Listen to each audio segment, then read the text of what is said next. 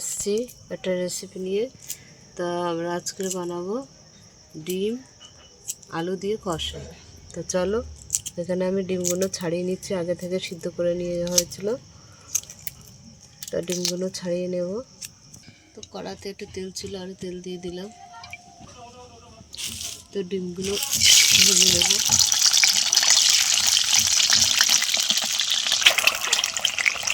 তো ডিমগুলো ভেজে নেব আমরা। করছি না, অল্প হালকা ভেজে নিচ্ছি।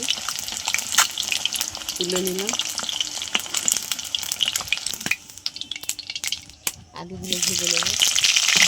এগুলো আমি লাল করে ভেজে নিয়েছি, তুলে নিচ্ছি। একটা শুকনো লঙ্কা দিয়ে দিলাম, গোলমরিচ দিয়ে দিলাম, গোটা এলাচ আর দারচিনি দিয়ে দিলাম, পেঁয়াজ কুচি দিয়ে দিলাম। পেঁয়াজটা ভেজে নেব।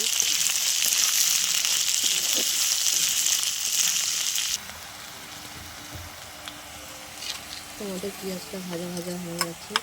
আমি এখানে আদা রসুন দিয়ে দিলাম।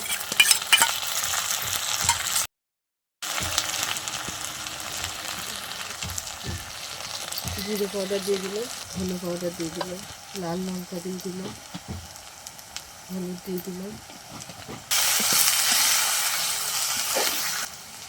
স্বাদ মতো নুন দিয়ে দিলাম, টমেটো দিয়ে দিলাম, মটরশুঁটি এক বাটি দিয়ে দিলাম।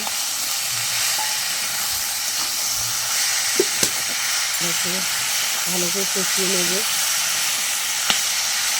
সামান্য জল দিলাম।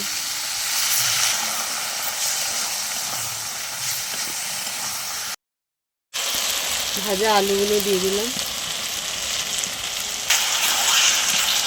একটু ভালো করে কষে নেব।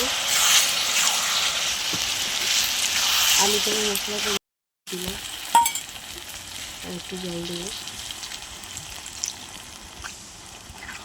ভালো করে নাড়িয়ে নিচ্ছি। ডিমগুলো দিয়ে দিলাম। আলুর দমের মশলা দিয়ে দিলাম, একটু ধনে পাতা দিয়ে দিচ্ছি। ভালো করে নাড়িয়ে নেব। ডিম কষা হয়ে গেছে, নামিয়ে নিলাম। ডিম কষা দেখো হয়ে গেছে। তো তোমাদের কেমন লাগলো বলো, ভালো লাগলে লাইক করে দেবে, শেয়ার করে দেবে, কমেন্ট করে দেবে, ফেসবুকে ফলো করে দেবে, ইউটিউবে সাবস্ক্রাইব করে বন্ধু হয়ে পাশে থাকবে। টাটা।